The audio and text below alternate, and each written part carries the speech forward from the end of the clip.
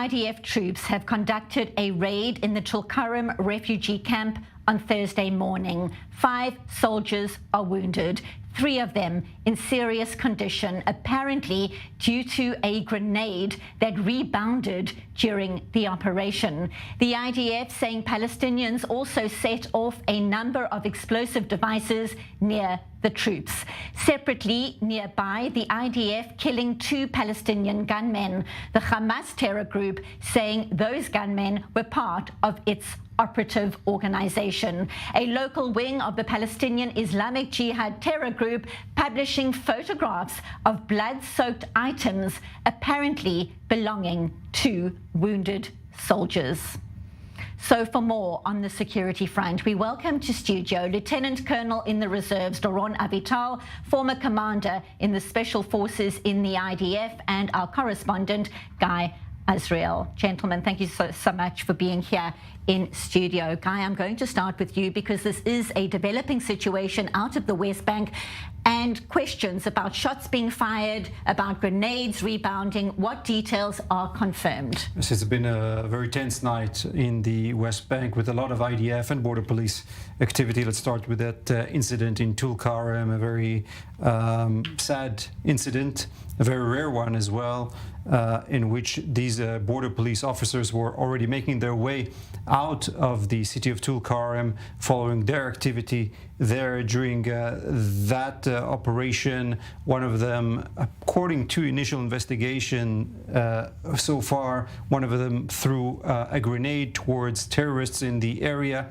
According to the initial findings, that grenade bounced back from a gate coming very close to those officers.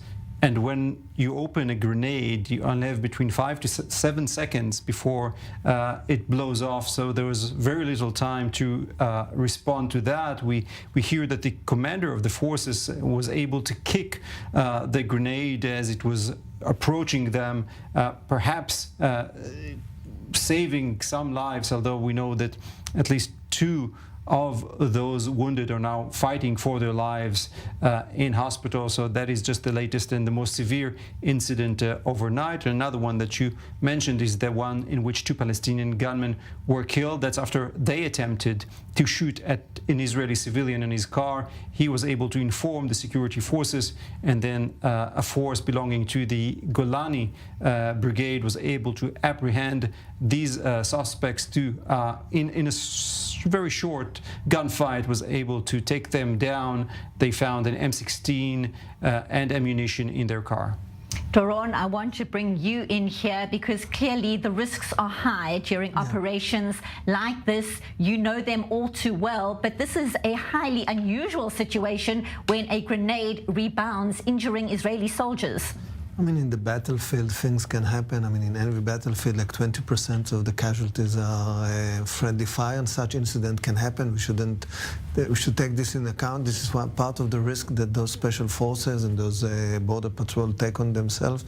I hope they would recover. It's really troubling. The situation is troubling. We have incidents all the time, constantly. It's a constant mini-war in the territories in which Hamas and Islamic Jihad are playing their hands in the territories instead in the Gaza Strip. In the Gaza Strip, it's more like mass movement, mobilizing people to the fences, but not actual fire in the meantime, except those balloons.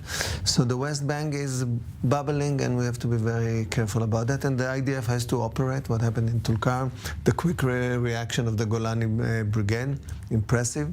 The situation is disturbing, and it will continue so, I'm afraid.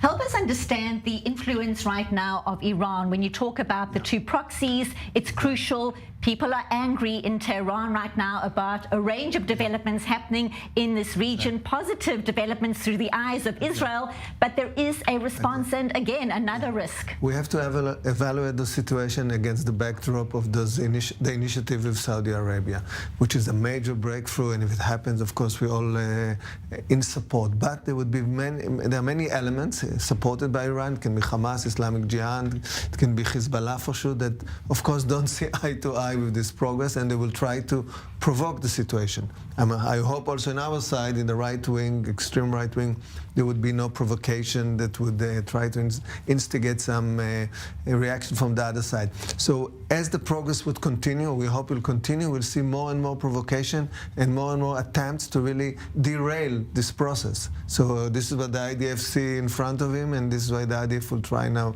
to protect in case there will be a progress made in this front. Of course, we have to support this progress. More specifically, we're seeing over the past several weeks and months attempts of Iran to bring in explosives, more sophisticated explosives, into the West Bank, infiltration attempts, mainly from Jordan, but also from Lebanon. These explosives can be quite severe in their impact, and this is something that is very troubling for the IDF.